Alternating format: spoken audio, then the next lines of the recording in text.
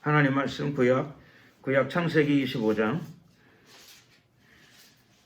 1절에서부터 2절까지 1절에서 2절 두 절 말씀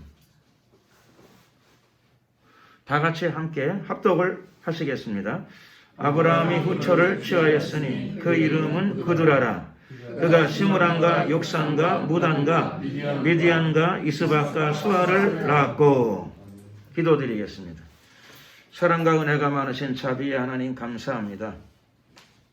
우리로 하여금 예수님의 이름을 알게 하시고 또 예수님을 믿고 신뢰하는 믿음을 하나님께서 선물로 부여하셨음으로 인하여 영원토록 감사와 영광을 돌려드립니다.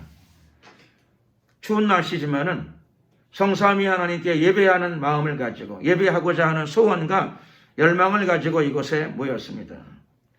주님께서 우리의 예배를 받아 주시옵소서.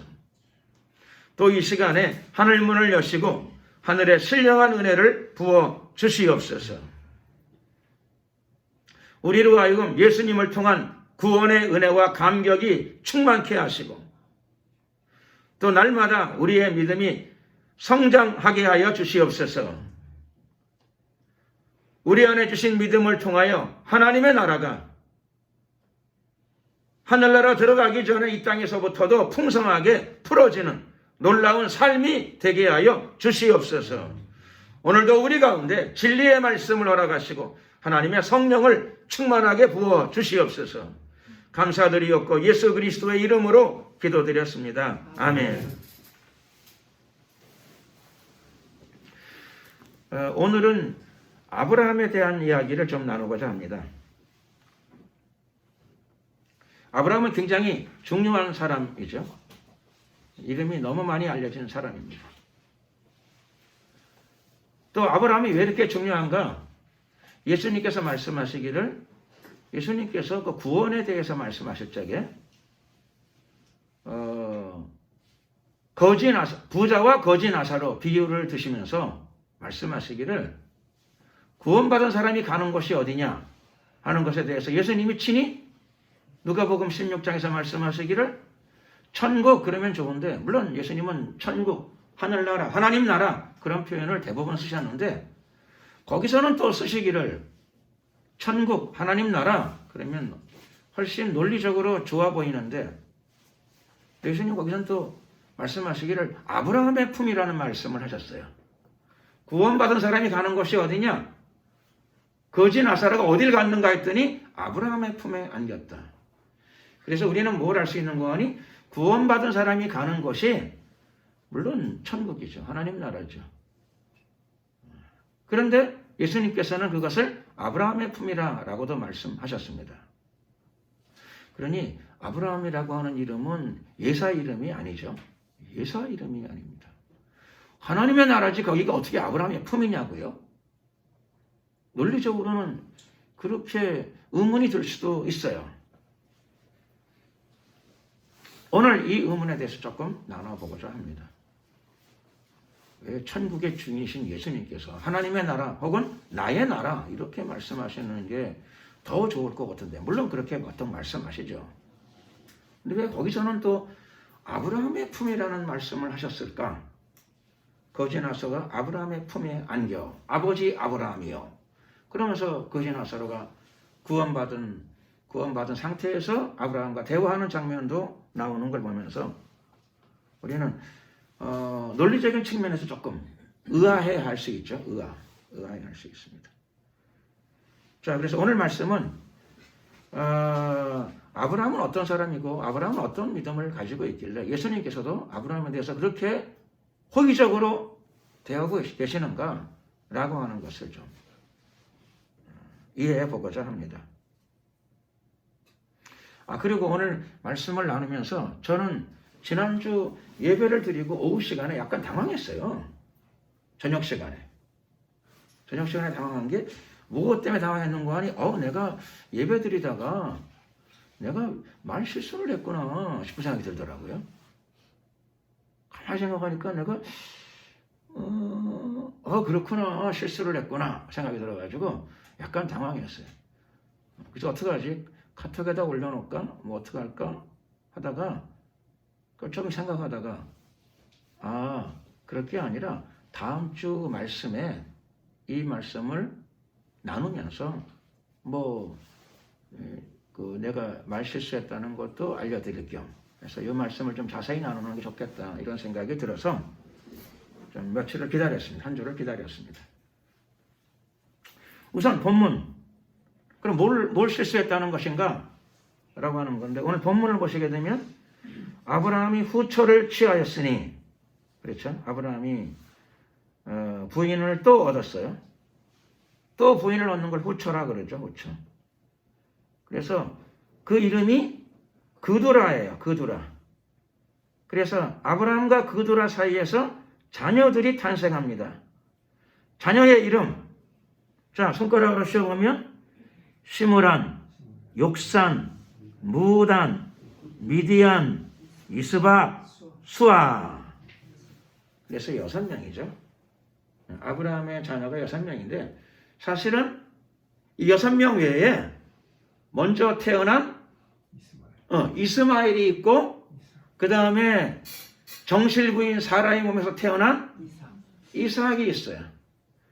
그래서 아브라함의 자녀는 성경에 기록된 것을 통해 보게 되면은 아브라함의 자녀는 총 8명이다 라고 하는 것을 우리가 알 수 있어요. 8명. 8명이에요. 그러면은 지난주에 왜 목사님은 왜 또 실수했다고 그래도 뭘 무슨 얘기야? 그거는 자녀가 8명인데 제가 말을 잘못해가지고 부인이 8명이다 이렇게 얘기를 했던 것 같아요. 제가 기억이 안 나시는구나. 그래서 실수해도 괜찮아. 되는가 봐. 부인이 많다고 그랬어요? 아니에요. 내가 지난주에 부인이 내가 8명의 부인이라고 제가 착각을 해가지고 실수를 했어요. 자녀가 8명입니다. 아브라함의 자녀가 8명이에요.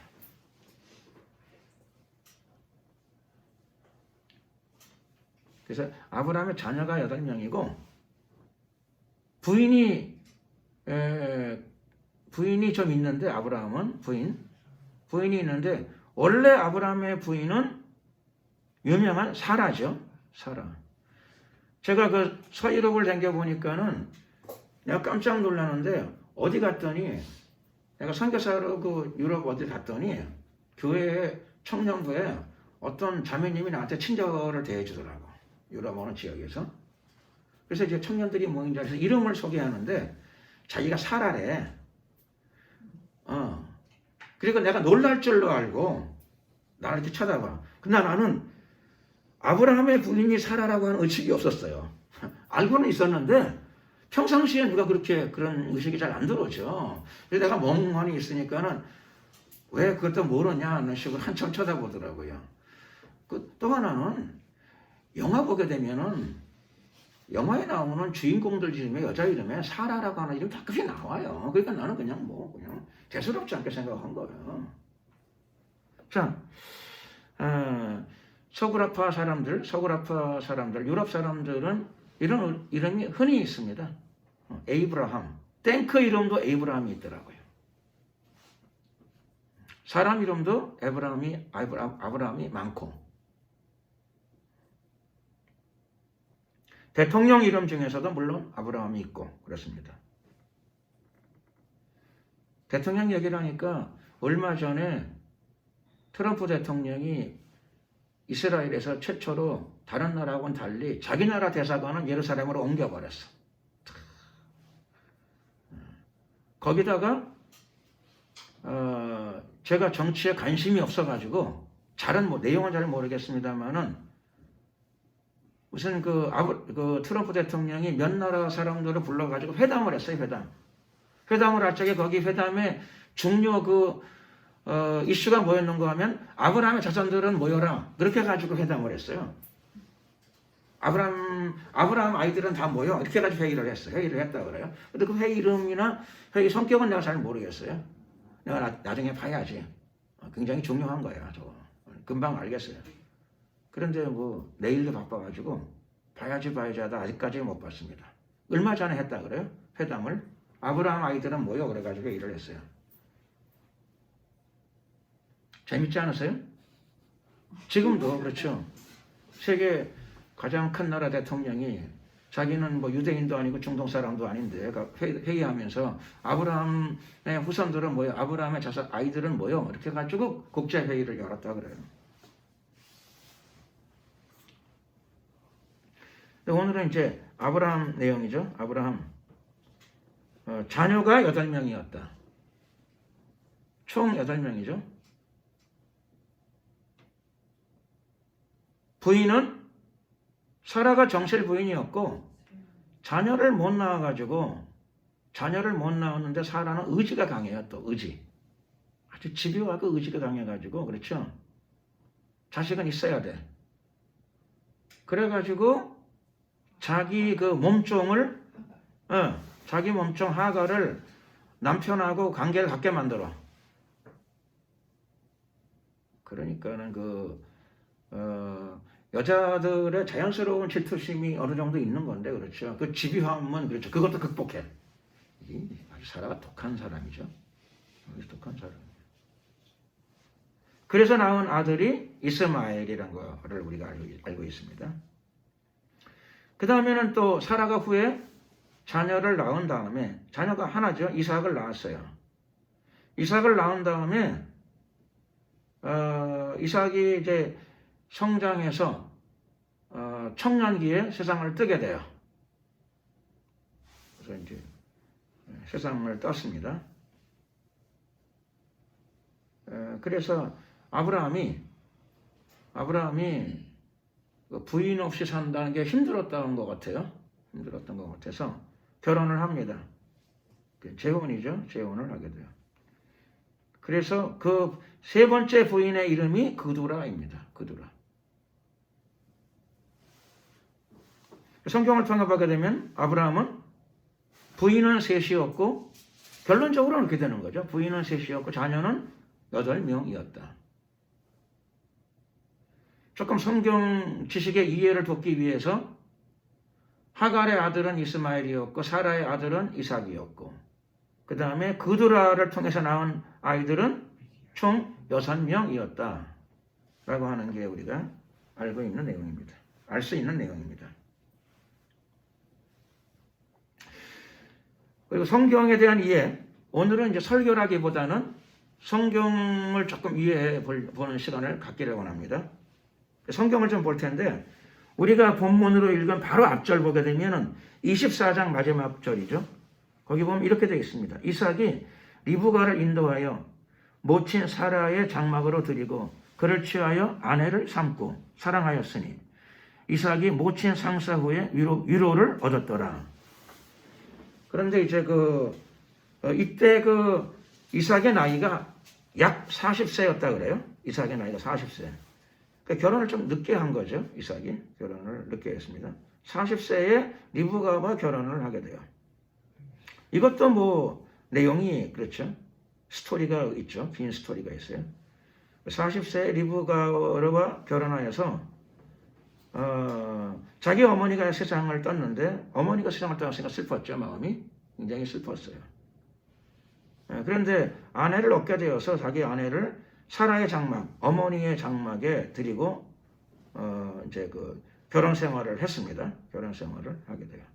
성경은 이삭이 모친 상사 후에 어머니가 죽은 후에 이 결혼으로 인하여 위로를 얻었더라. 마음이 안정이 됐던 것 같습니다. 정서적으로도 안정이 되었다. 그리고 아들 이삭이 결혼한 이후에 아마 결혼한 이후인 것 같은데 아브라함도 늙음하게 다시 결혼을 하게 됩니다. 그게 세 번째 부인 그두라이죠. 그두라. 이게 이제 아브라함의 이제 가족이죠, 가족. 아브라함의 지금 가족이 중요한 게 아니죠. 아브라함의 신앙이 중요해요. 아브라함의 신앙이 중요해요. 근데 가족사도 우리가 좀 이해해야 될 부분이 있기 때문에 좀 나눴습니다. 우리는 오늘 아브라함의 신앙을 좀 보려고 하는데 아브라함 신앙 창세기 12장을 보겠습니다.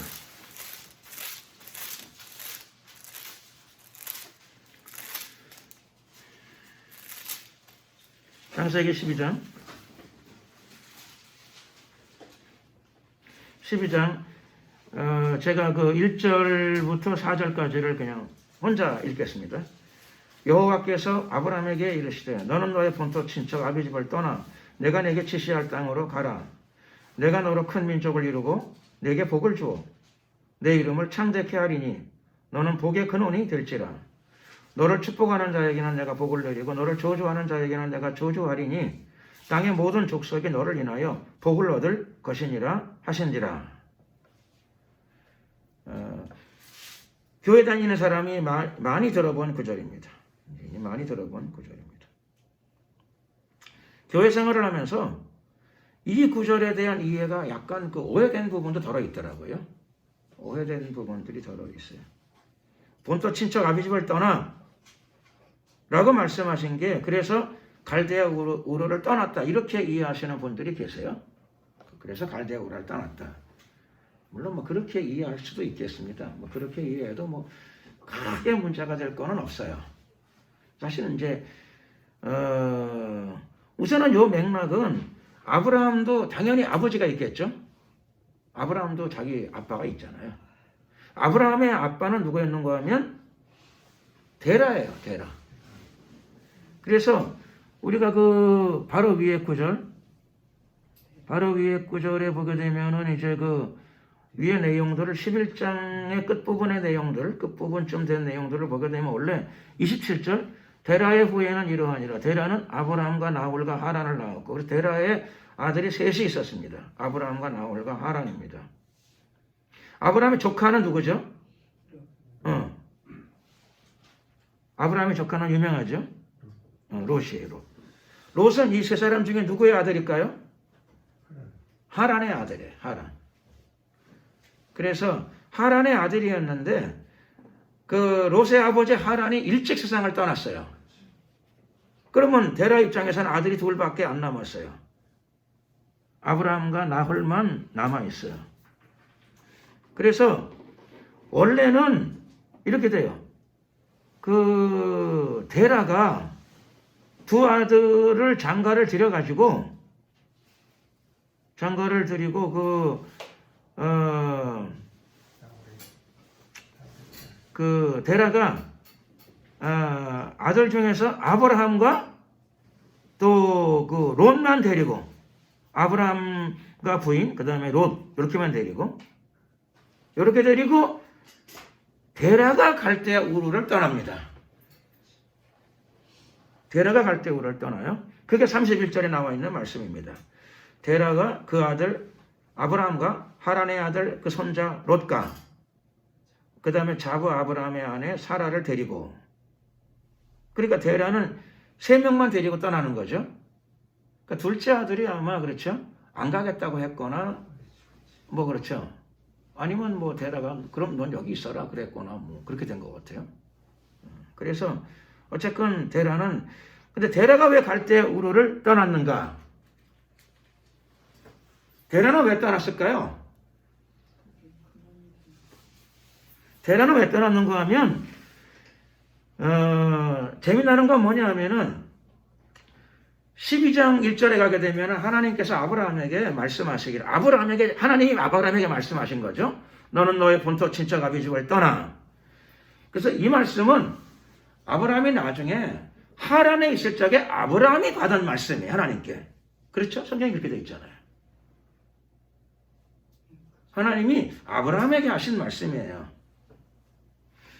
그래서 아브라함이 가나안 땅으로 갔다. 그거 맞는 내용이죠. 맞는 내용인데 사실은 아브라함 이전에 데라가 31절 보게 되면은 데라가 31절 중간에 갈대아 우르에서 떠나. 그 다음에 어디로 간다고요?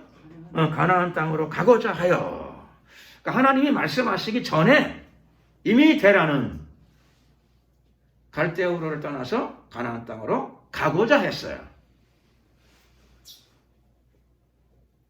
그러니까는 좀 재미있게 제가 좀 농담을 좀 하자면 좀 재미있게 농담 그럼 좀 그런데 좀 이틀을 하나 쓰자면 하나님이 무슨 말 하실지를 미리 안 사람이 누구냐 하면 대라다. 그렇게도 얘기할 수 있겠죠. 그렇죠? 하나님보다 먼저 알았어. 하나님의 뜻을. 하나님 말씀하시기 전에. 하나님보다도 먼저 알았어. 하나님이 우리를 가나안 땅으로 보내실 거야. 세상에 땅이 얼마나 많아요. 지구상에 나라나 지역이나. 근데 대라는 처음부터 갈대아 우르를 떠났고 그 다음에 떠난 이유는 갈 바를 알지 못하고 간 게 아니고 가나안 땅으로 가려고 갔다 하는 걸 알 수 있어요.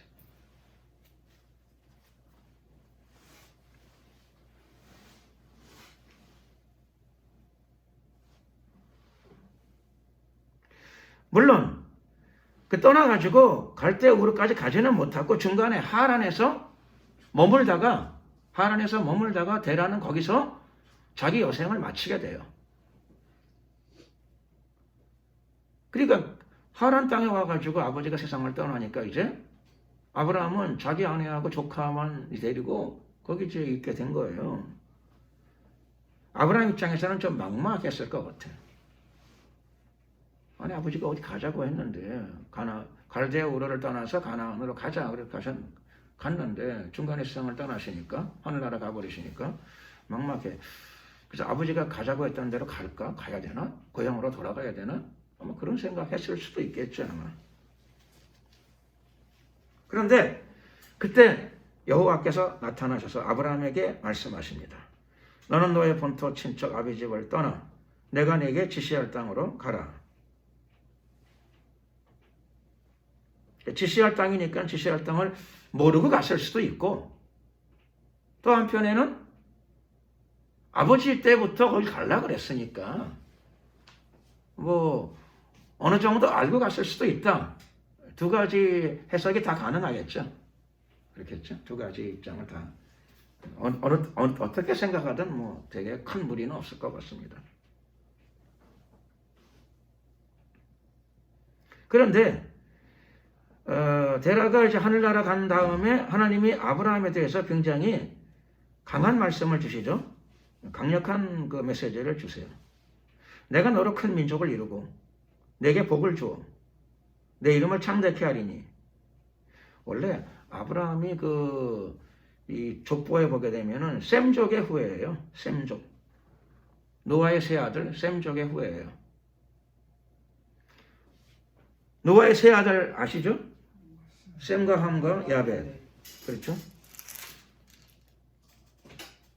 그런데 보게 되면 하나님은 누구의 하나님이시냐? 하나님은 창세기에 이제 찾지는 마시고요. 9장 26절 보게 되면 셈의 하나님 여호와를 찬송하리로다. 노아가 그렇게 이야기해요. 그래서 하나님은 셈의 하나님이고 하나님은 셈의 장막에 거하십니다. 그래서 셈의 장막에서 태어난 사람들 중에 한 사람이 아브라함이다. 셈의 후예니까. 셈의 하나님이 훗날 아브라함을 선택하셨다. 아브라함을 선택하셔서 어떻게 하셨는가? 복을 주셨어요. 복을 주셨다.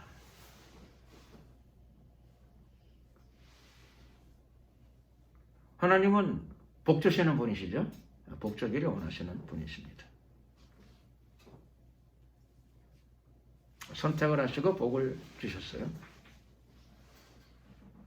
인류 최초의 인간 아브라함도 그러시죠. 만들어 놓고 제일 처음 하신 게 복 주시는 일이었습니다. 예수님을 믿으면 얻는 게 뭐죠? 뭐긴 뭡니까? 복이죠. 무슨 복이죠?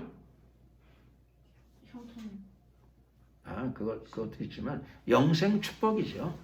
예수 믿어서 구원받는 게 최고의 축복인 줄로 믿습니다. 네. 예수 믿으면 영생을 얻어요. 그게 최고의 축복이죠. 최고의 축복. 예수 믿어가지고 제일 먼저 얻는 거는 복이에요. 영생 축복. 영생을 얻어. 영원한 생명, 구원. 아브라함도 그랬고, 둘째 아담도 그랬고, 둘째 아담, 예수님을 믿는 사람들에게 제일 먼저 주시는 게 영생 축복이다.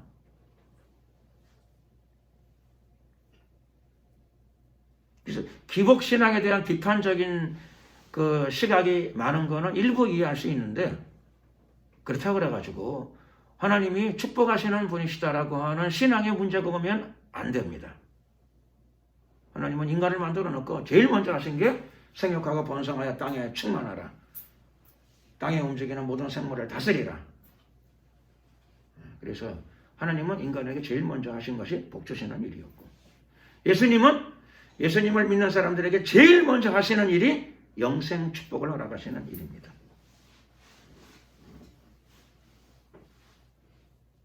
하나님이 아브라함을 선택하시고 제일 먼저 하시는 일이 무엇이었을까요? 복에 관심이 그래도 없으시는군요. 나 혼자 복을 받고 말든가 그래야 되겠네요. 아브라함을 선택하시고 제일 먼저 하시는 게 선택의 결과가 축복인 줄로 믿습니다.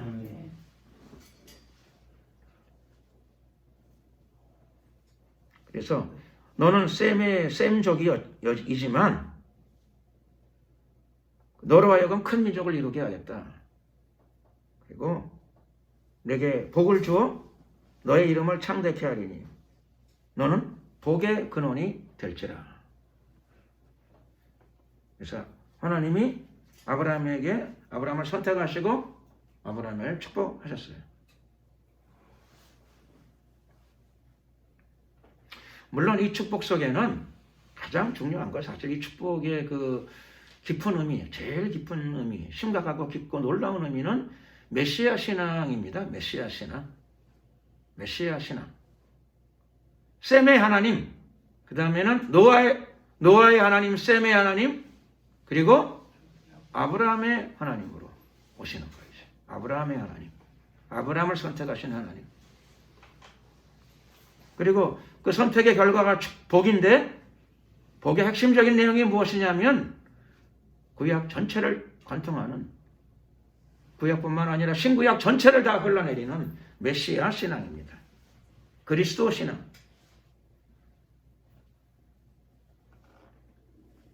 하나님은 이때까지만 해도 상세한 얘기는 안 하셨어요. 그러나 창세기 12장을 조금만 넘어가게 되면 드디어 나타나요. 천하 만민이 너로 말미암아 복을 얻으리라. 천하 만민이, 땅에 있는 모든 족속이 너를 인하여 복을 얻을 것이니라. 땅에 있는 모든 족속, 중국 사람도, 한국 사람도, 일본 사람도, 미국 사람도 아브라함을 통하여 복을 받게 된 줄로 믿습니다.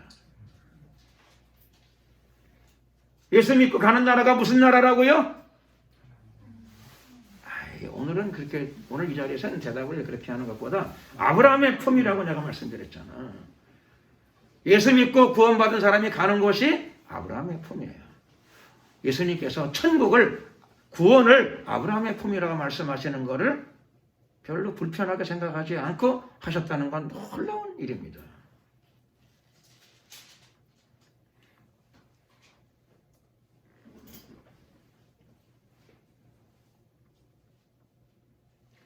왜 구원 받는 자리, 천국, 하나님의 나라를 아브라함의 품이라고까지 말씀하셨을까? 그런 표현까지 하셨을까? 이 선택 때문에 그렇게 되는 거예요. 천하 만민이 아브라함 때문에 복을 받게 되고요. 그럼 천하 만민이 무슨 복을 받느냐? 아브라함 때문에 메시아가 오시는 거잖아요. 아브라함을 통해서, 아브라함의 믿음을 통해서.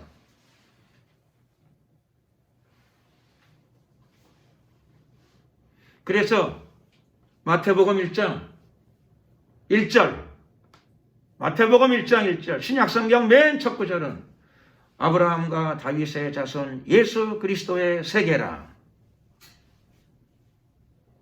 조금 정확하게 다른 표현을 쓰자면 아브라함과 다윗의 자손 예수 그리스도의 족보라. 예수님의 족보에는 아브라함이 들어갑니다.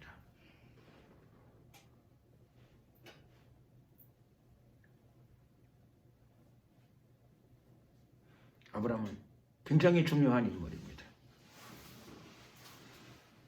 예수님이 이 땅에 오시도록 하는데, 구세주가 이 땅에 오시는데 통로가 되었던 사람이에요. 우리는 아브라함의 믿음을 통해서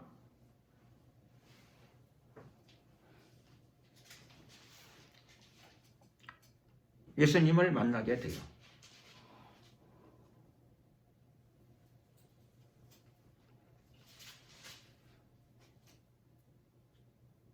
또 반대로도 예수님을 영접해서 구원받아가지고 우리는 하나님 나라, 즉 아브라함의 품에 안기게 됩니다. 왜 천국을 구원을 아브라함의 품이라고 하셨을까? 그 이유는 이것 때문에 그렇습니다. 선택. 신약 성경에서는 이것을 연합이라는 말로도 써요. 그리스도와의 연합. 연합. 아브라함은 하나님께로부터 선택되었고 하나님께로부터 복을 받는데 그 복이 무슨 아파트 2채 또는 뭐 부동산 10만 평 그런 게 아니었고 하나님께 선택되었고 하나님의 복의 근원이 될지라 이 말씀의 의미는 네가 복이다 그런 뜻입니다. 아브라함아 네가 복이다.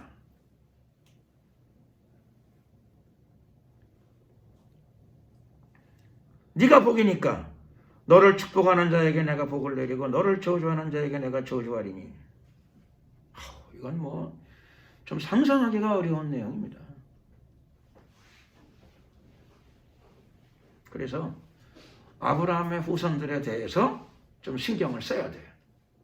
그렇죠? 너를 축복하는 자를 내가 축복하고 너를 저주하는 자를 내가 저주하리니.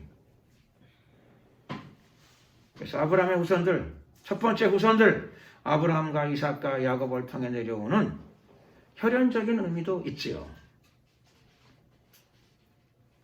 그래서 지금의 성도들이 이스라엘의 구원을 위해서도 노력하고 예루살렘의 평화를 위해서도 기도해야 합니다.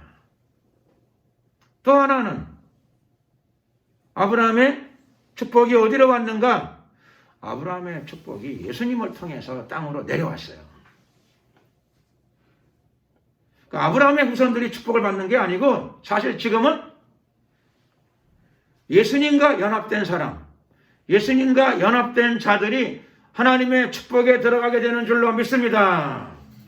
아브라함의 후손이라 하더라도 예수님과 연합이 안 되면 아브라함의 품에 못 들어가요. 누구든지 주의 이름을 부르는 자는 구원을 얻으리라. 아브라함의 후손으로 구세주가 오셨지만 그러나 그 구세주를 영접해야 아브라함의 품에 들어가게 되는 겁니다. 구원에 이르게 되는 겁니다. 아브라함이 들어가 있는 그 나라에 예수님을 통해야만 그 나라에 들어가게 되는 겁니다.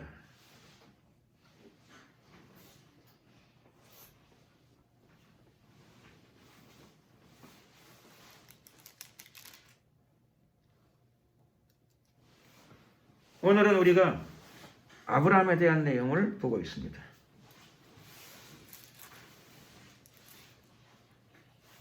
아브라함 당시에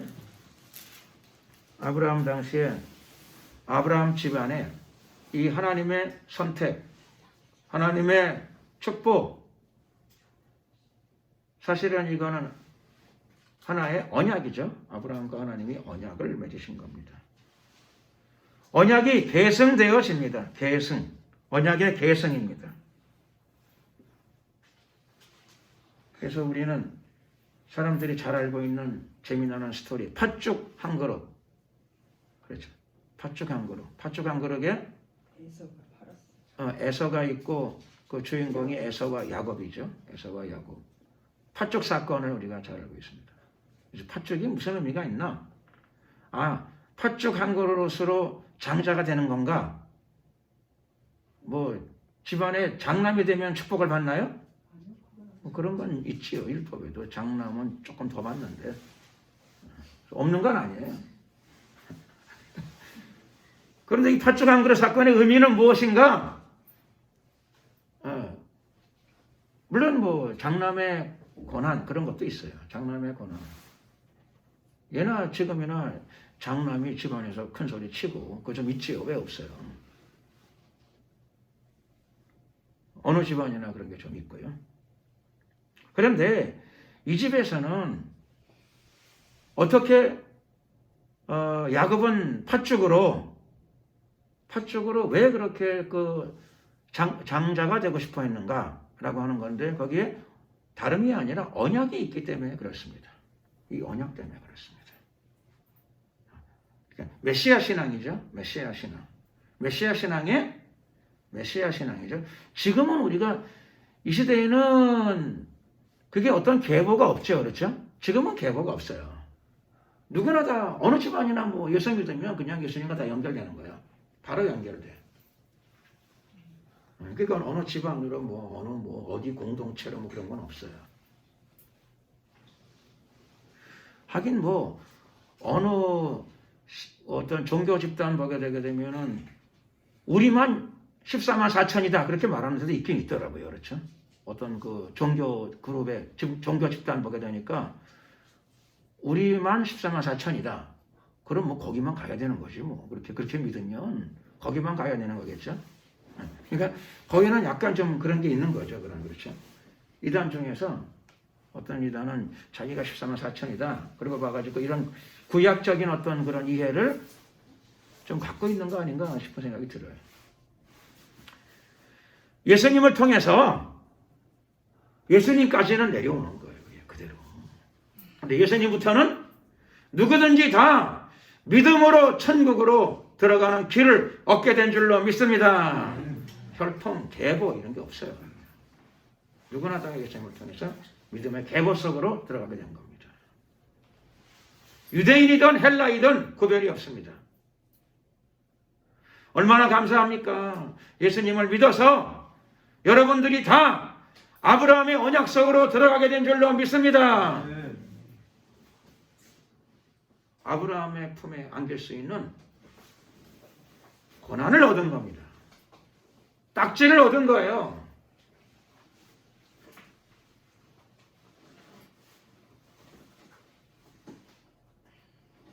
기뻐하셔야 되는데 너무 진지하셔. 좋아서 입이 벌어지셔야 돼.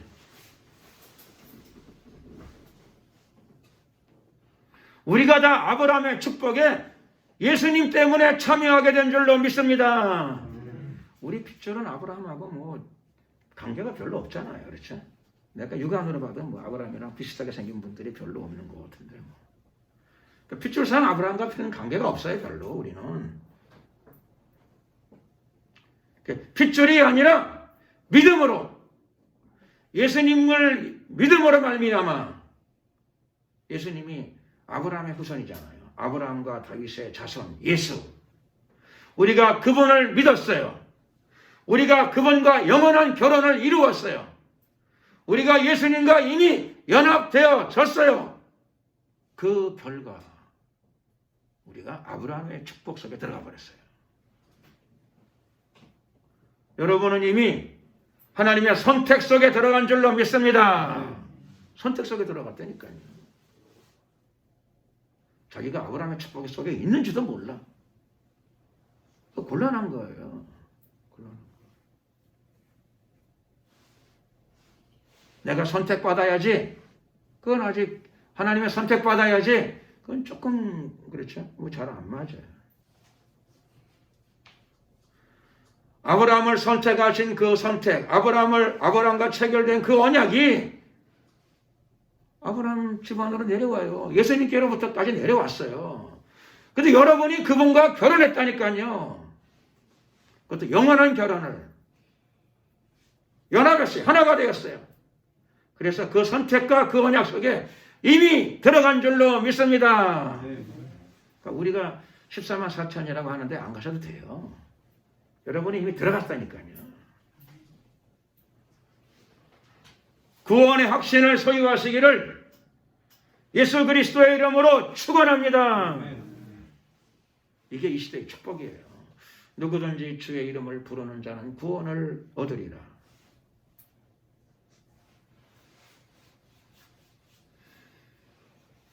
그런데 그 옛날 아브라함 시대 아브라함과 야곱 시대에는 그렇죠. 그게 계통을 통해서만 내려왔어요.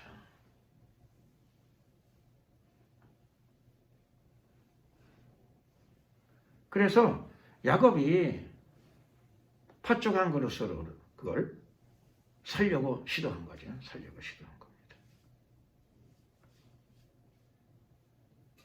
또 에서는 그게 어떤 의미인지에 대해서 이 시대의 교인들처럼 이 시대의 많은 사람들이 세상에 그 언약이 얼마나 중요한 건지를 잘 모르고 WCC에다 팔아먹는 사람도 있고 WEA에다 팔아먹는 사람도 있고 동성애에다 팔아먹는 사람도 있고 사회주의에다가 팔아먹는 사람도 있어요. 아니, 사회주의 말씀드렸잖아요. 무신론을 기반으로 해서 이루어지는 거라고. 교회가 어떻게 글로 가요? 동성애가 죄라고 성경이 얘기하는데 어떻게 글로 가서 인권이라고 그래요? 어떻게 그렇게 팔아먹어요? 요즘에는 팥죽 한 그릇 깨다 안 팔아먹어. 그냥 막 팔아먹어, 그냥. 에서는 그래도 팥죽 한 그릇이라도 얻어먹었잖아요. 요즘은 그냥 공짜로 팔아먹어. 그냥. 더해요, 더해. 에서를 비난하시는 분들이 계시는데 이 시대에는 에서가 쎄서 그냥 넘쳐나.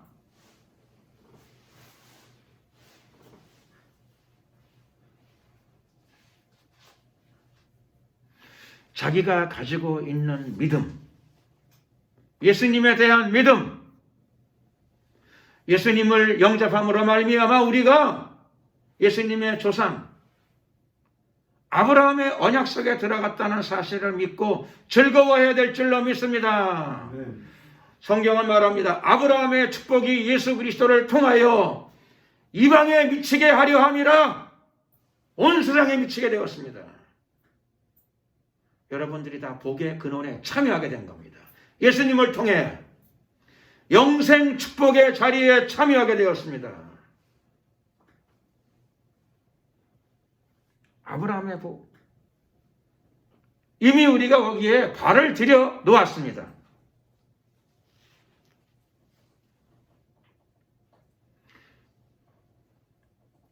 예수님 때문에 이 축복의 대열에 여러분 모두가 다 발을 다 들여 놓았어요.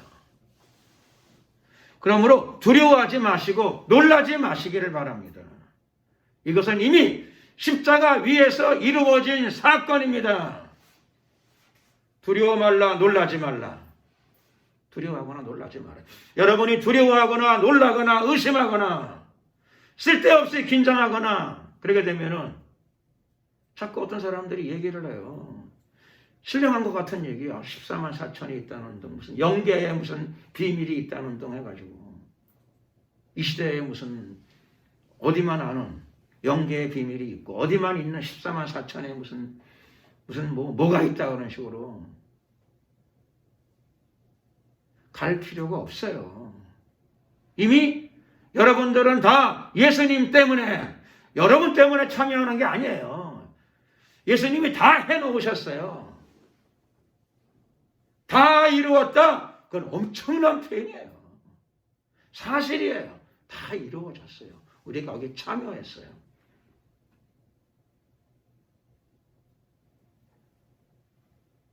그럼에도 불구하고 자기가 아브라함의 축복 속에 참여했는지를 몰라. 확신도 없어. 그러면 팥죽 반 그릇에도 팔아먹고 그렇죠? 팥죽 한 톨에도 팔아먹는 사람들이 허다해요.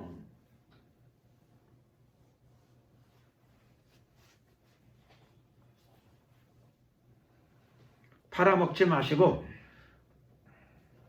붙잡으시기를 예수 그리스도의 이름으로 축원합니다. 밖에서 붙잡는 거 아니에요. 그게 내 안에 있어요. 언약이 내 안에 들어와 있어요. 예수님 때문에 그 언약이 내 안에 들어와 있어요. 아브라함의 축복이 예수님 때문에 내 안에 들어와 있어요. 예수님이 이미 내가 예수님을 영접했을 적에 예수님이 이미 내 안에 들어와 계시는 거예요.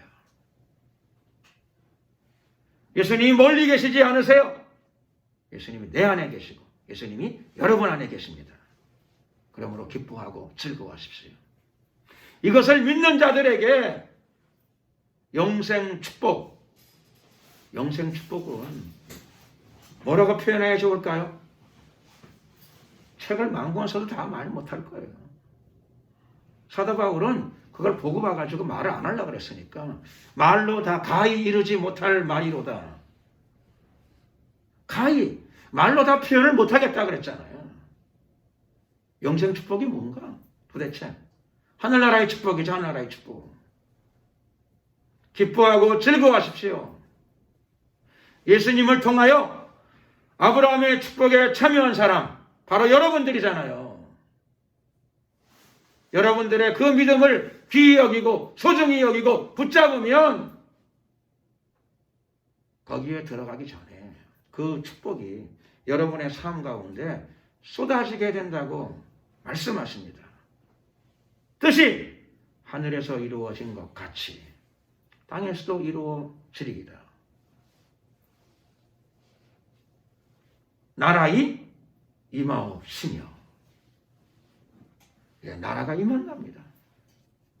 그 나라가 하나님의 나라죠. 그 나라가 무슨 나라라고요? 아브라함의 나라예요. 그러나 예수님은 아브라함의 품이라고 말씀하셨어. 하나님이 아브라함을 선택해서 아브라함과 언약을 맺었기 때문에 하나님의 나라이면서 자기가 선택하고 언약을 체결한 그의 나라예요. 예수님으로 인하여 우리는 하나님의 나라, 하나님과 언약을 체결한 아브라함의 품에 우리가 들어갈 뿐만 아니라 이 땅에서부터 그 나라를 누리는 삶을 시작할 수 있습니다. 반드시 그게 여러분의 삶 가운데 풍성이 나타나야 될 줄로 믿습니다. 기도드리겠습니다. 은혜와 자비가 많으신 좋으신 우리 하나님 감사합니다. 예수의 피로 예수의 이름으로 우리가 예수님과 연합했습니다. 예수님은 100년 해로의 신랑이 아니라 이미 영원한 신랑으로 우리와 연합되어졌습니다. 이제 아브라함의 축복, 아브라함의 품, 하나님의 나라가 예수의 이름으로 나의 삶에 우리의 삶 가운데 풍성이 이 땅에서부터 이루어질 줄로 믿습니다. 우리에게 담대함을 주시옵소서. 어디에서 가져오는 것이 아니라 훔쳐오는 것이 아니라 그 나라가 예수의 이름으로 이미 우리 안에 있다고 하는 사실을 믿게 하소서. 확신하게 하옵소서. 누리게 하옵소서. 감사 영광을 돌려드리옵고 예수 그리스도의 이름으로 기도드렸습니다. 아멘.